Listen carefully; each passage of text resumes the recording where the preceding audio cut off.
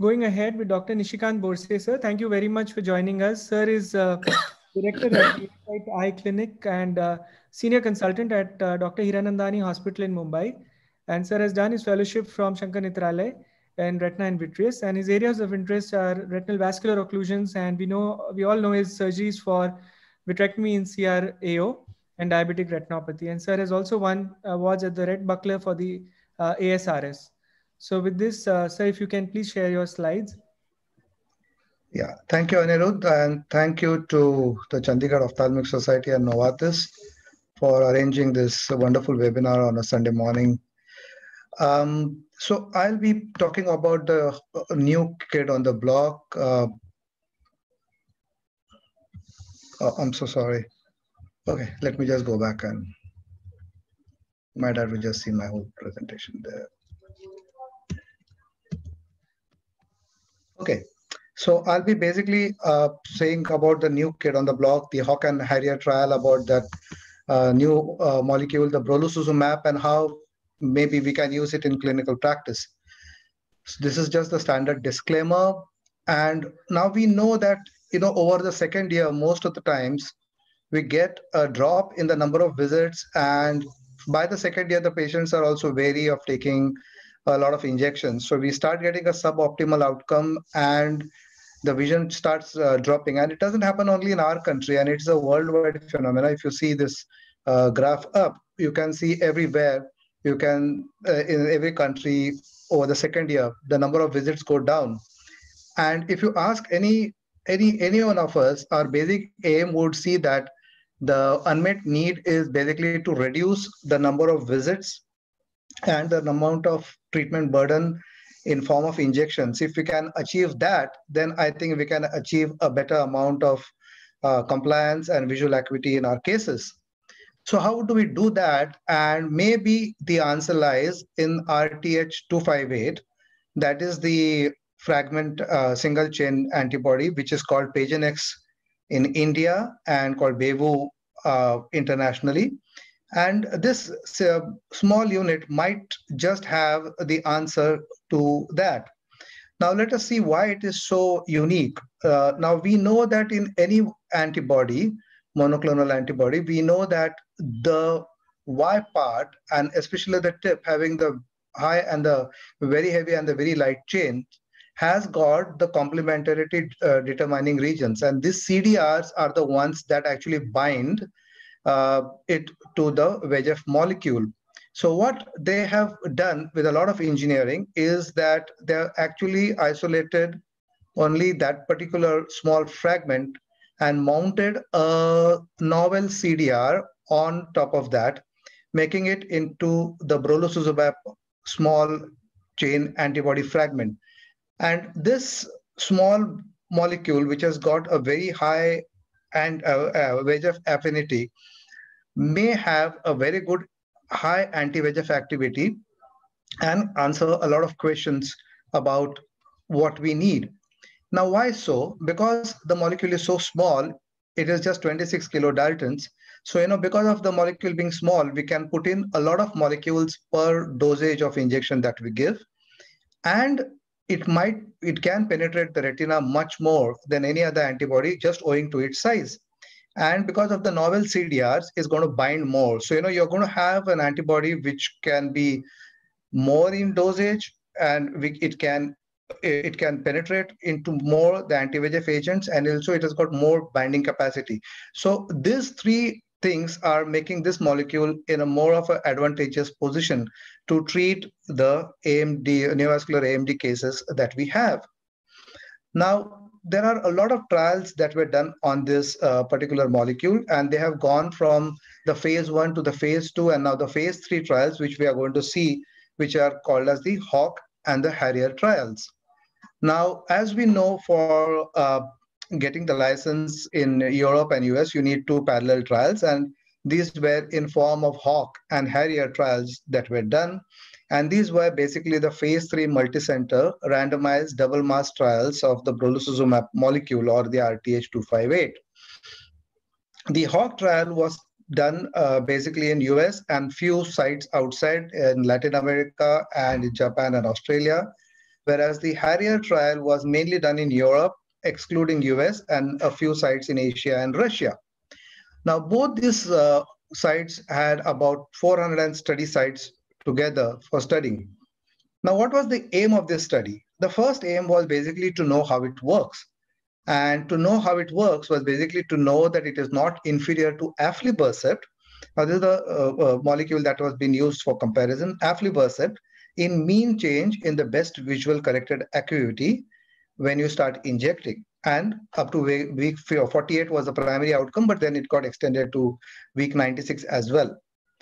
And along with that, there were certain secondary endpoints. One was how much visual acuity could we improve?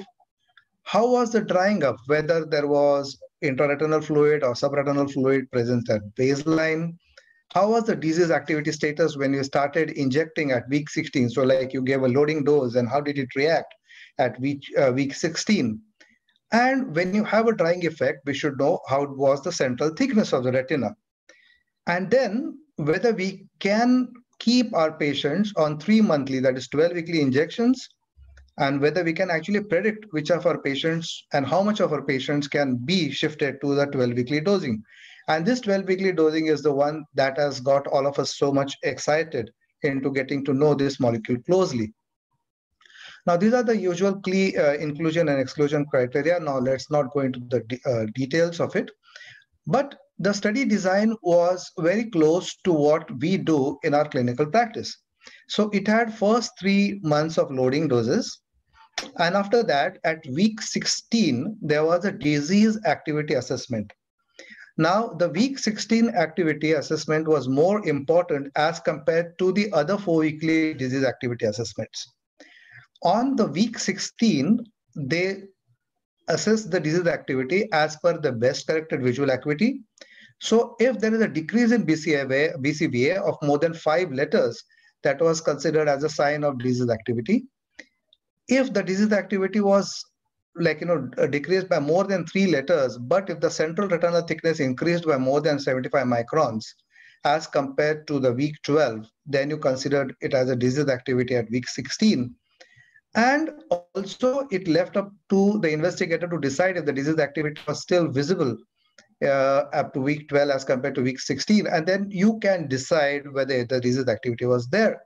Also, if you found any fluid, a new or worse intraretinal fluid, or was as compared to week 12, it was considered as a sign of disease activity. Now that was week 16, but every 4 weeks after that, there was a disease activity assessment, but it was merely on basis of BCVA if it was lost more than 5. So the disease activity assessment was more important at week 16 in this. And why it was so important, we'll come to that later. Now, before that, let's see the consort diagram of HAWK and HARRIER. The HAWK trial had 3 arms. It had a 3 milligram, a 6 milligram, and an aflibercept arm, whereas the HARRIER trial had only 2 arms, the 6 milligram of brolucizumab and aflibercept. Rest of it nearly remained the same. So this was the study design. So you give initial monthly loading doses, and then at week 16, like I told before, you do the disease activity assessment. And if we find any of those 5 clauses of disease activity, then the patient was shifted to a 8 weekly dose in the brolucizumab arm. If there was no disease activity assessment, they continued on 12 weekly doses. Now, the person who was put back on a 8 weekly dose was never ever shifted back to a 12 weekly dose. So once you enter into a 8 weekly dose, you are constantly on 8 weekly dose, never go back to 12 weekly. And the same amount of disease activity assessment was done at every 4 weeks. And anytime you found that there was disease activity, then that particular person was shifted to a 8 weekly dosage and not maintained on 12 weekly. So why so? Is so that you give the maximum benefit to the patient, and also we come to know how many of our patients we can maintain on 12 weekly dosage till the end of the study. Now, this is a similar thing of disease activity assessment in HAWK and HARRIER. And you have to mind that at every 4 weeks, there was a disease activity assessment that was done. Now let us see what were the key points that we took from this study. Number one, the visual acuity. From baseline to week 96, the visual acuity improvement was comparable in the aflibercept arm as well as in the brolucizumab arm. In fact, even the 3 milligram brolucizumab did as well in the HAWK study. In the Harrier study, like I said, there were only 6 milligrams of brolucizumab compared with aflibercept. And if you see, the visual acuity gain was similar. So the first primary endpoint objective was met, and it was that brolucizumab is not inferior to aflibercept in terms of visual acuity gains. Now, where did the difference come in? A difference came in like how many % of your patients got more than 15 letters from baseline of BCVA, okay, at week 48. And if you see that, there's a slight superiority of the brolucizumab 6 milligram as compared to aflibercept in the HAWK trials, whereas in the Harrier trials, both of them were comparable in terms of visual acuity gain. The main difference, however, came in when it comes to drying of the retina. So if you look at the diagram, you will understand that when you're using the brolucizumab, you can see that the central macular thickness is sort of like a flat curve as compared to the seesaw that you can see in aflibercept arm. Now, this typical seesaw we see in our day-to-day practice as to there is an increase in the central thickness and you give an injection and it drops down. And by the time the patient comes back, there is again a bounce back of the central retinal thickness. Whereas when we use the brolucizumab, you found the seesaw effect that you see was gone and it maintained more of a flat curve. Now, why did it maintain more of a flat curve? Because it had more drying capacity. The fluid dried better with brolucizumab. And we know that when the CST variability is less, it is associated with a better visual outcome. So if you have a higher central retinal thickness variability, it is worse for visual acuity outcomes. And that is not only in case of HAWK and Harrier trials. If you see, even in CAT and IVAN, it showed that if there was more of a macular thickness fluctuation, we got back less amount of visual acuity gains. Now, if you see the pooled treatment and study data from HAWK and Harrier with the sensitivity analysis, also you can see that if you have a better amount of visual acuity gain, if the fluid is dried better, and if the central retinal thickness doesn't vary much, you end up getting a better visual acuity improvement. And that's what might count in the future when we use this molecule. We also know that any amount of fluid, whether subretinal, intraretinal, PED, is a sign of activity of CNVM. So a better drying effect is equal to better visual acuity gains because it's going to inactivate the activity so much. Also, now let's come to the drying effect. Now you come to the subretinal fluid, it found that there was a better anatomical outcomes in the brolucizumab arm as compared to the aflibercept arm in both the HAWK and Harrier study. It was nearly double in case of Harrier trials where the subretinal fluid was dried in the brolucizumab arm as compared to the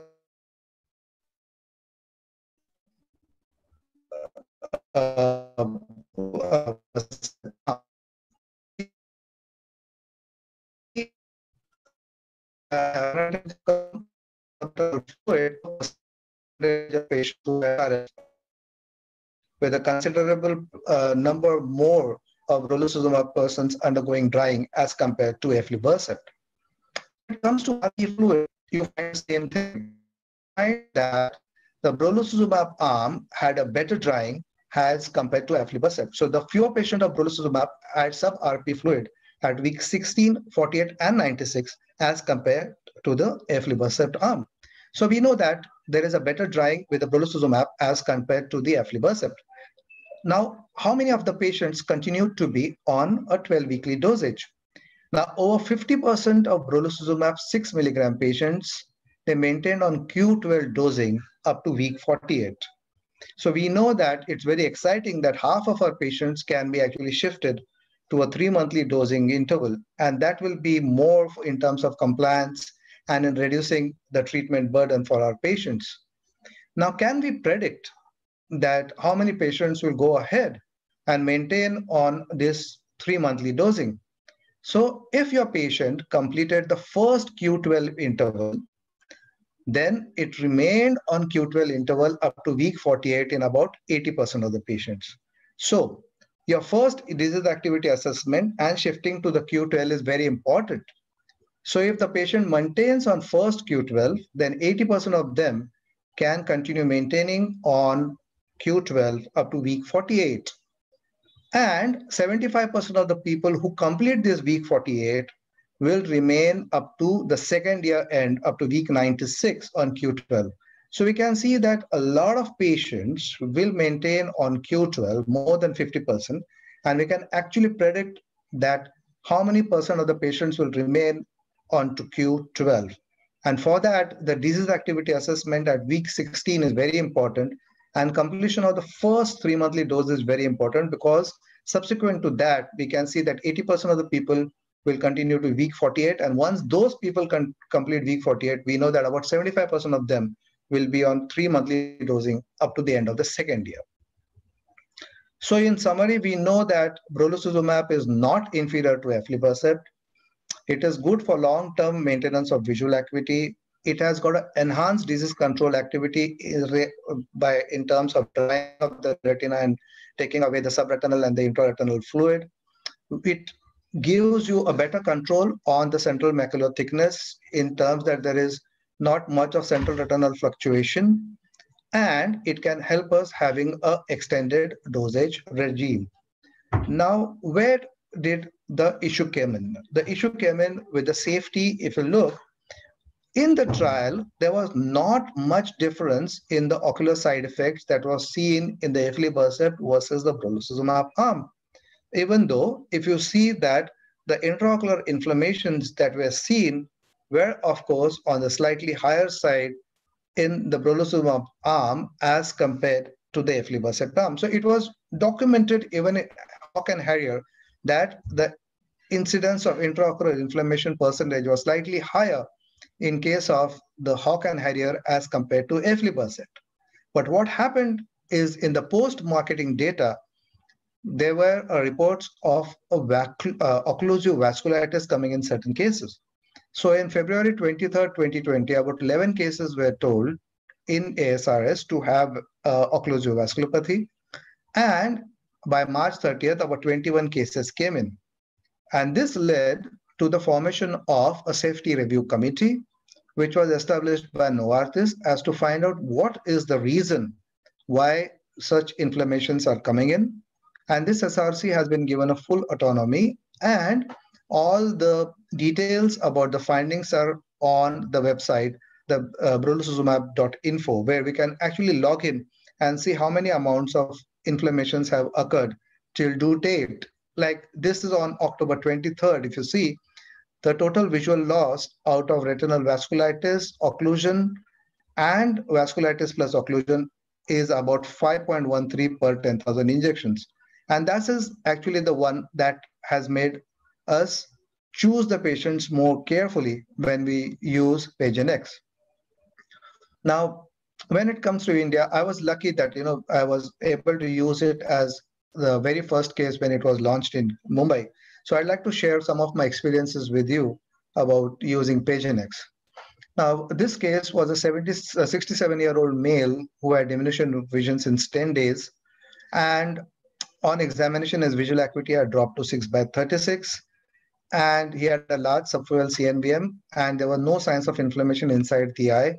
And there was no vasculitis, because that is the advisory that has been given, that before you inject Pagenex, you should be sure that there is no signs of inflammation present or past in eyes, because these eyes are more prone to get intraocular inflammation with Pagenex as compared to eyes who don't have any signs of inflammation. This patient was given injection Pagenex. You can see there was a CNVM with some amount of SHREM, a subretinal fluid,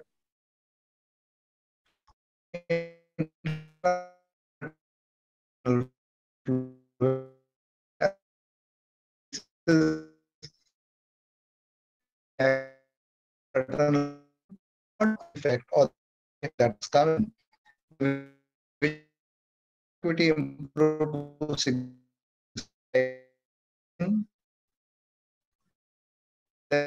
no retinal fluid, there was no subretinal fluid, and there was no hardly any circulation has started.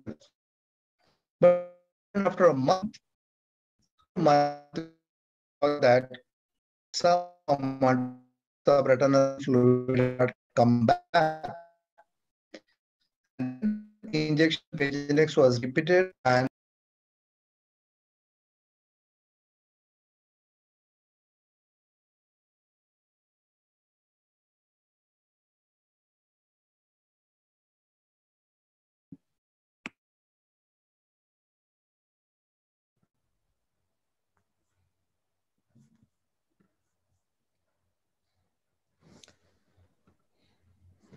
It seems we have lost the connection.